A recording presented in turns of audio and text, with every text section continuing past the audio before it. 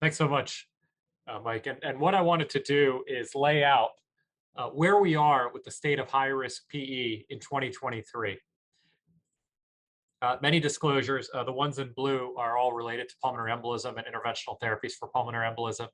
Um, so let's start with the concept of where we stand right now with high risk PE treatment guidelines.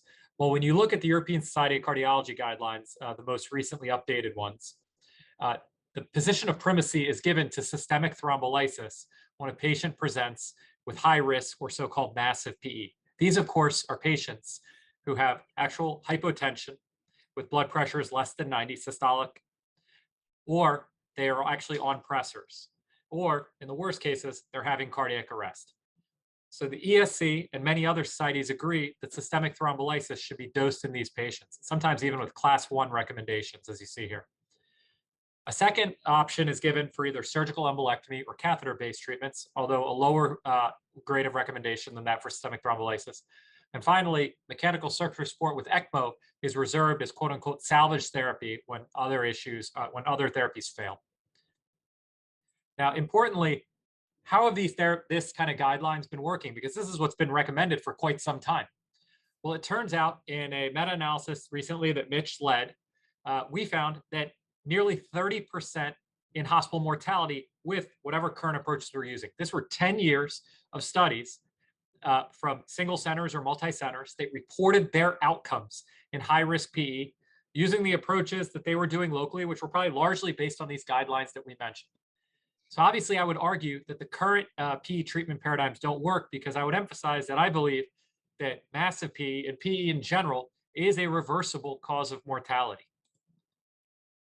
So why is it that systemic lysis holds the position of primacy? Well, it is maybe based on a randomized trial, you might think, or randomized trials. Well, turns out there has been one randomized trial of this issue.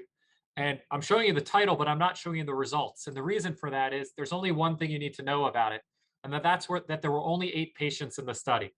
Hence, we don't have a lot of randomized data to justify this level 1 recommendation for systemic thrombolysis in this very ill patient population. My colleagues and I, about a decade ago, actually meta-analyzed all randomized trials of systemic thrombolysis in PE. This included 16 randomized trials conducted over a 42-year period, and we looked at all kinds of issues. These were largely intermediate risk PE patients, but we especially wanted to know what the issues were with major bleeding intracranial hemorrhage, since that's the worry with systemic thrombolysis. And we found, as you see here in the thrombolytic group, 9% rates of major bleeding, and we found about 1.5% rates of intracranial hemorrhage, highlighted in red here in the thrombolytic group. That was in all comers in all the trials, mostly intermediate risk patients. In high risk patients, in Mitch's more recent meta-analysis, even higher rates of bleeding complications were seen.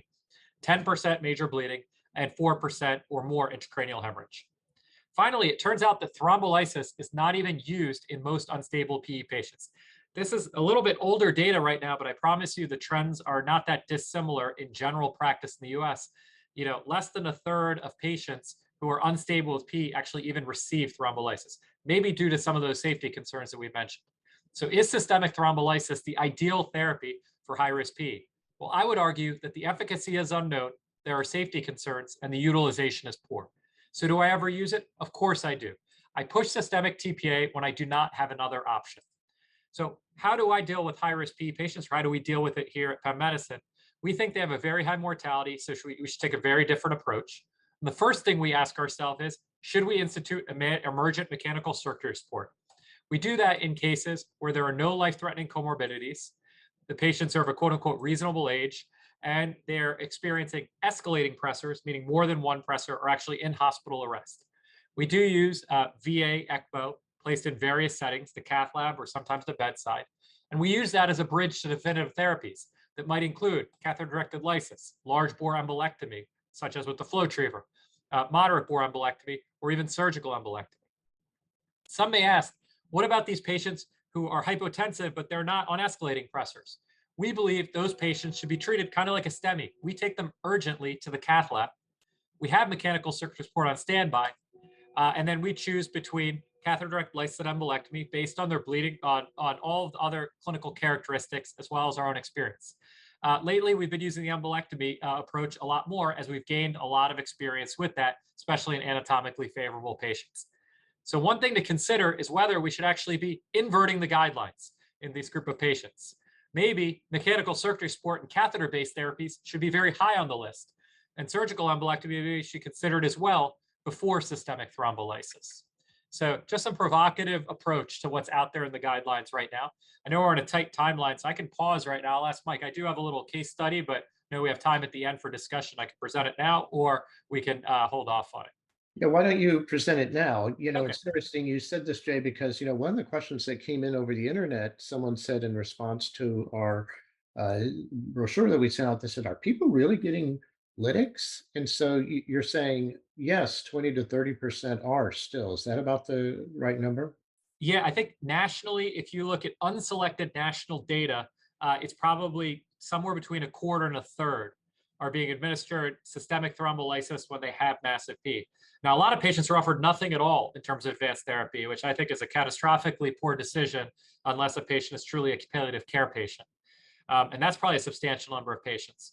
But importantly, guidelines do recommend lysis, as I mentioned, and that's why it does find its way into the position of primacy in a lot of institutional algorithms. Jay, why don't you present your case quickly here?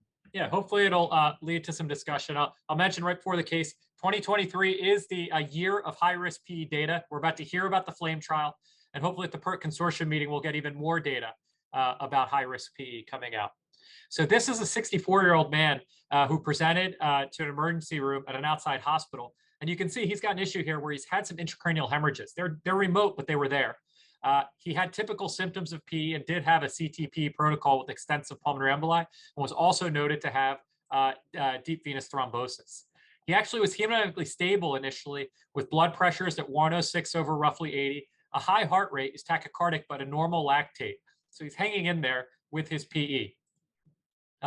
We, of course, like many of these things, get a cell phone pictures that come over to me on the PERT team, maybe accepting the transfer. And that went fast, but you can see that he has saddle PE here on this cell phone video, and it extends in the typical locations in the distal interlobar arteries. But then we have a surprise because the next cell phone video shows this, which is a clot, as you can see, bouncing around in the right atrium and extending into his right ventricle. So the question we ask is this intermediate risk PE patient truly intermediate risk when they've also got this going on? And does this fit into our traditional risk stratification schema? So we were pretty worried about this patient. He was at a smaller hospital and we transferred him emergently to us. He did make it to us, but literally upon arrival to our CCU, he experienced syncope and actually required brief CPR. We were lucky. He came back after about 30 seconds of CPR and he actually was fine in the sense he was talking to us. But is he really fine? We're pretty worried about him. We did emergently get him down for another CT, and now there's more PE in his vasculature. So obviously, we're suspicious that that RA clot has embolized, and that caused a brief arrest, which he luckily recovered from.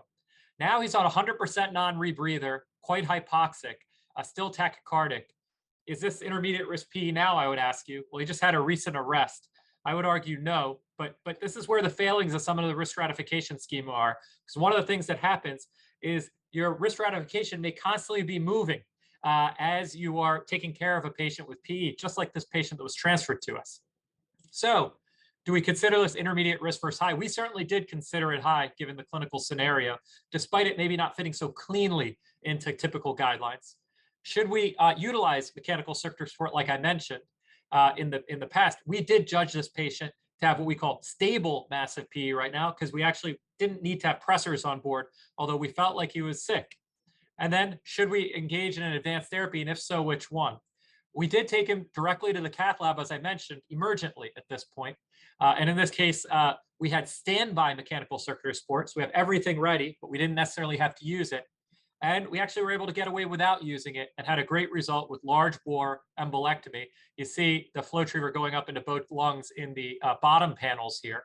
And you see some changes in his PA pressure as it drops from a mean PA pressure of the mid 40s to the mid 30s, PA systolics of 70 to 54, and improvements in his oxygenation as well. And you can see what happened with him. Yeah, that's just a scan of what's happening there during our CT scan there right before the case. The patient actually ended up back in the ICU now on much lower oxygen support, just 2 liters. He was dosed immediately with Lovenox. We did actually check subsequent head CTs because he hadn't been anticoagulated for a fair amount of time and he had these prior intracranial hemorrhages. Transitioned to a DOAC and he was actually discharged, believe it or not, less than basically 2.5 days after, with what is a disease process where I can tell you from administrative data often has lengths of stay between 8 and 15 days. So this actually was a very rapid turnaround from somebody who's pretty sick.